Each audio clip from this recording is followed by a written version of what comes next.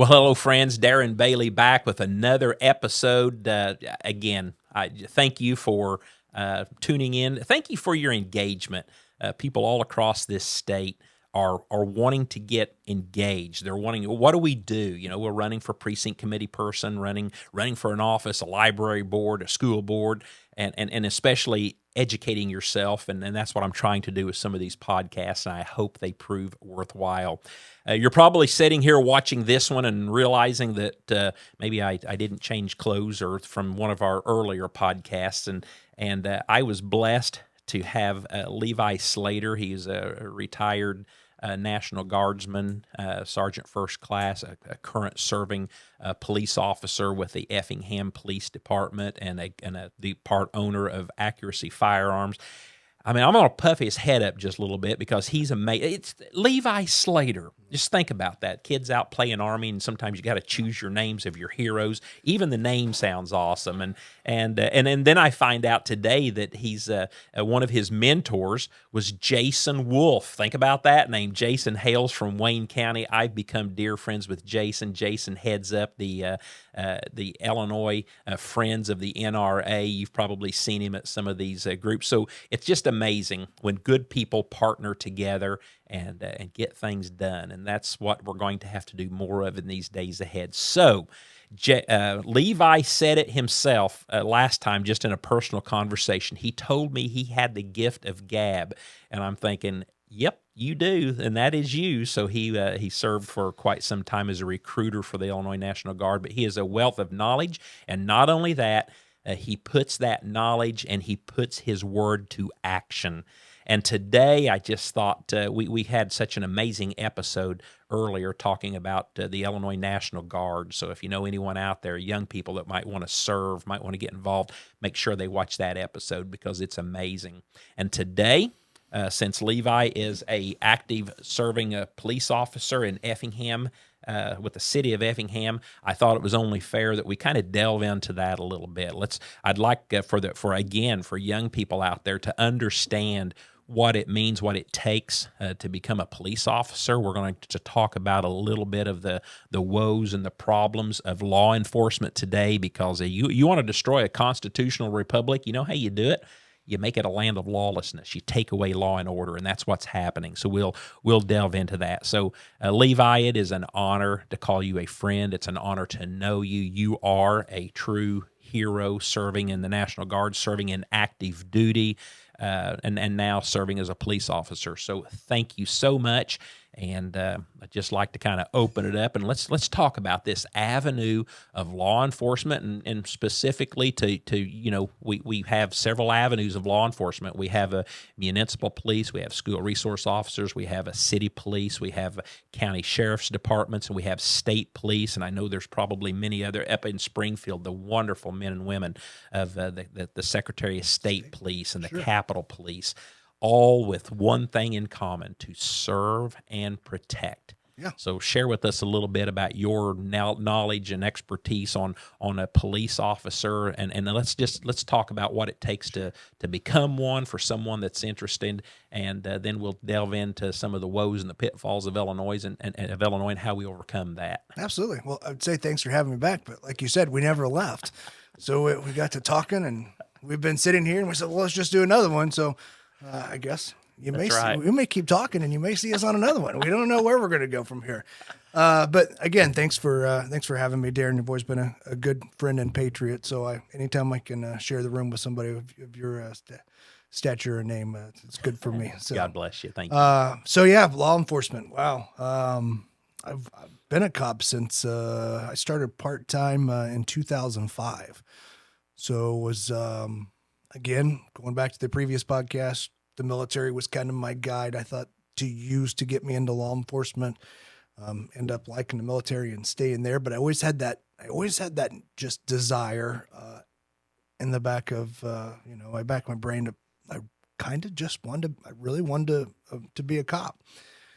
So I got that opportunity in 2005 to become a part-time police officer, working for the city of Effingham as a police officer. So same as everybody else, except for I had a full-time career, and when somebody would be on vacation or call in sick and they needed an extra police officer, I'd go in and work. So that's where my career kind of started. And as time has progressed, now retired from the Army, and now I was a full-time police officer for the city of Effingham. So that's my day-to-day job there, is working for the citizens of Effingham as a patrolman. So. All right. Thank you. I know a lot's changed since 2005.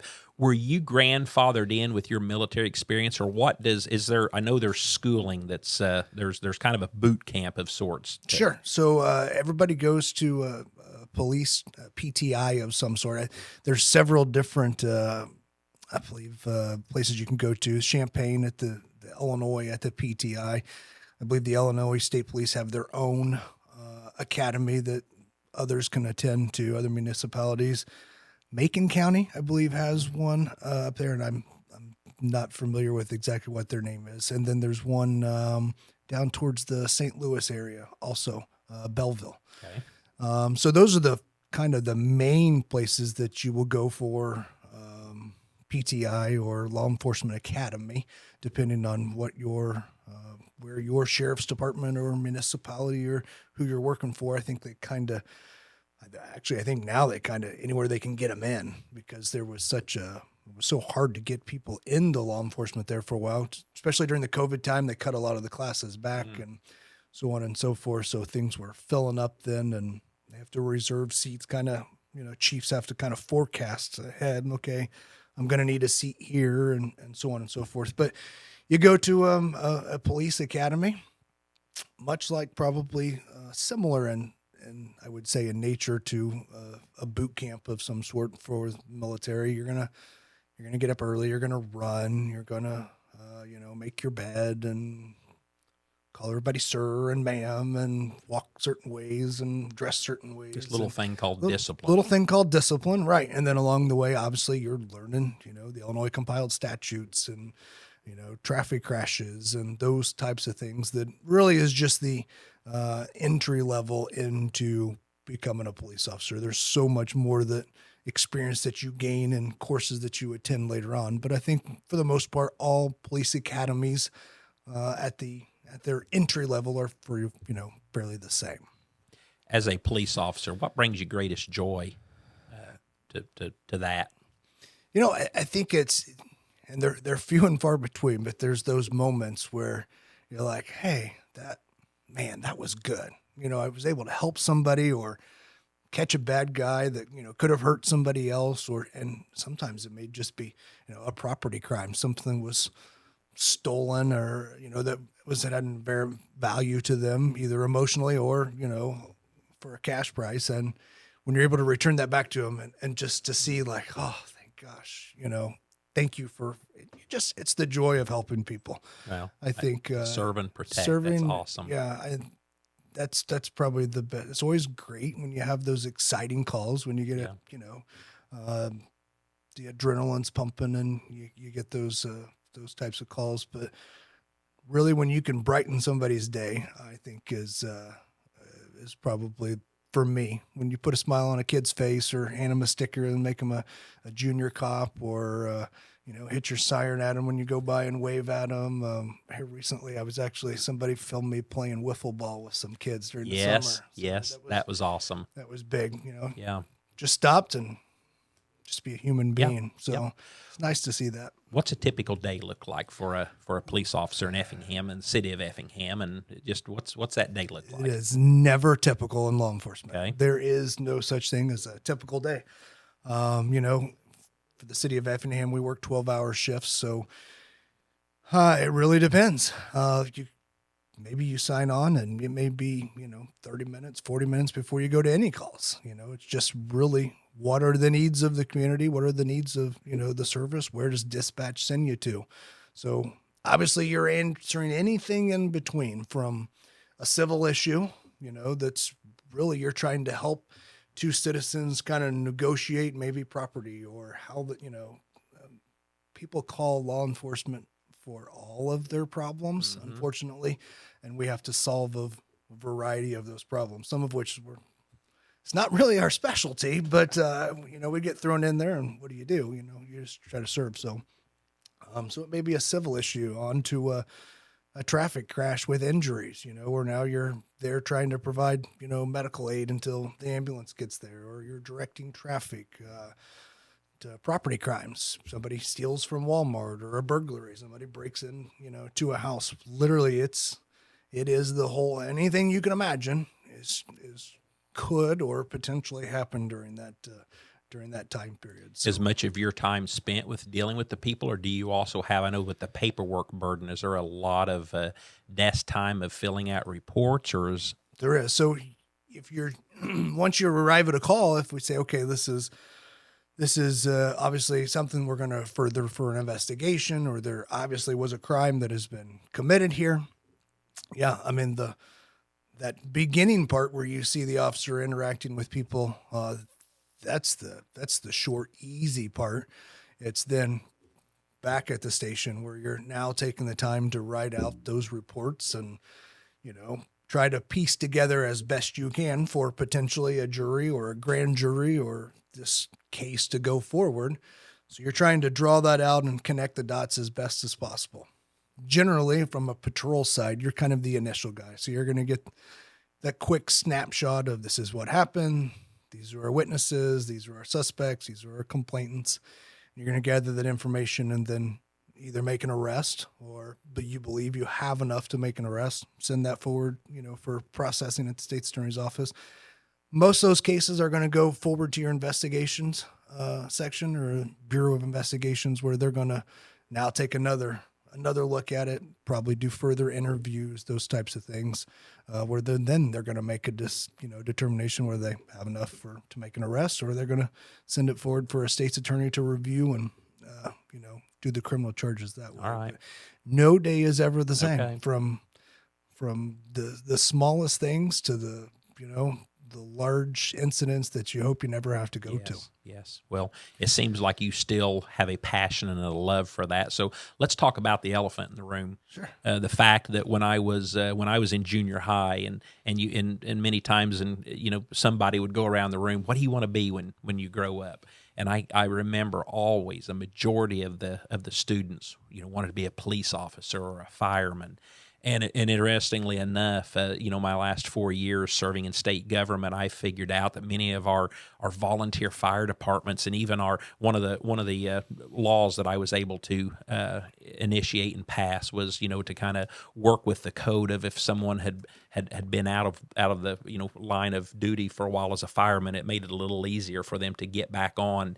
And because there's a problem in our fire departments. There's a problem in our police departments, a massive shortage. I think a lot of people understand, but talk about that just a little bit. What on earth is going on? What are the pitfalls and woes of why our young people probably would not choose to go down that path today? Sure. And then we'll talk about some solutions. Yeah, it is. I don't. Your frustrations, absolutely. And this is not a local thing. This is a national, right. A national problem that you're seeing now. I know that speaking with a friend of mine who is a current police officer, also, I think when he tested for his agency, it was upwards of 80 people at that time were applying. We're talking 2004. We're applying to be police officers, and then 2 years ago, same agency, asking for people to become police officers. I think it was like 6, 8, something like that. Yeah. So the drive is just not there anymore. And I think you're seeing it not just in law enforcement, but I think you're seeing it in service in general. Firefighters, unfortunately, our military is the same way. You're seeing a decrease in the recruiting numbers there as far as people that have the desire to serve their country and their community. But I mean, police we've just taken a beating. What attribute a lot of that to? So I think you go back to, it probably starts out around the George Floyd, and we have this, unfortunately, we have this large scale media out there that when we decide to paint a picture, right. we're going to paint it one way, and it's going to go through every. That is true. And you can't, just like there's bad cops, there's bad doctors, there's bad dentists, there's bad lawyers, there's bad gas station attendants. I mean, really anywhere we go, right, we're going to have professions that there's a small minority of them that are just, they're bad. There's just bad people. Right. And unfortunately, we took a broad brush to that, and we painted law enforcement. We really painted them into a corner, Right. where even the citizens that generally supported you were, well, I don't know, and then the ones that did not support you were just growing on that anger. So I think it's really done a total law enforcement throughout the nation. I think you're seeing it across the board. People are saying, do I want to go do that job? And Putting your integrity, your whole life, everything who you are, you're putting that on the line at the whim of just one instance or a bad news report, or nobody wants to see and understand the whole picture. They want to, they find this little clip of what happened, and they're not interested in the details. We can take this large scale video and then we can shrink it down into small little segments of times, and the public and the media has the ability to look at that frame by frame by frame, millisecond by millisecond, to say, right there, see right there, that's when you made your mistake. Yep. And then we focus on that. And, there's human error that comes into this. Right. The poor police officer, the female that, drew her taser, or thought she was drawing her taser, and ended up, that's a high stress situation. Did she have any intent of doing that? I don't believe so. I've watched that video, and at least no less than a dozen times. I think it was an accident, but she's going to live with that the rest of her life. And unfortunately, then we take that incident and then we cast everybody into that. Right. That all cops are this way, and it's not been good for the profession. But, over time, I think that you will hopefully start to see people come back up. Politicians haven't really helped us along the way. What's taken place in Springfield and especially Chicago has devastated the problem. What's the solution? How do we make it? How do we, like I said, there's, and I'm just going to speak it, there seems to be this Marxist socialist agenda to make our nation a land of lawlessness. Yeah. And when we look back in history at any great country, you decimate law enforcement, you take that away and kind of create an equality between everybody, and then all of a sudden a country's gone. So how in the world, what kind of future as a police officer, what do you're driving around and you're thinking, we know what happened, how in the world do we turn it around? I'll be honest with you, that's a decision, or probably an answer that's above my pay grade. There's going to have to be some really serious talks throughout our nation and throughout our state, as far as how can we support law enforcement, to be able to go and do the jobs that they need to do, in the manner in which they need to do them, and at the same time weigh that risk for the citizen, as far as let's hold both sides accountable. Let's hold our law enforcement accountable for making good decisions, and let's hold our citizens accountable for making good and bad decisions. There you go. It's all about that. It's that balance. It's bringing it back. Law enforcement doesn't need to be heavy-handed, and citizens don't need to be breaking. But you address with crimes. The problem and the issue, each end of it. Absolutely. You can't. We can't just blanket. We can't do blanket statements. Across the board, and it doesn't work.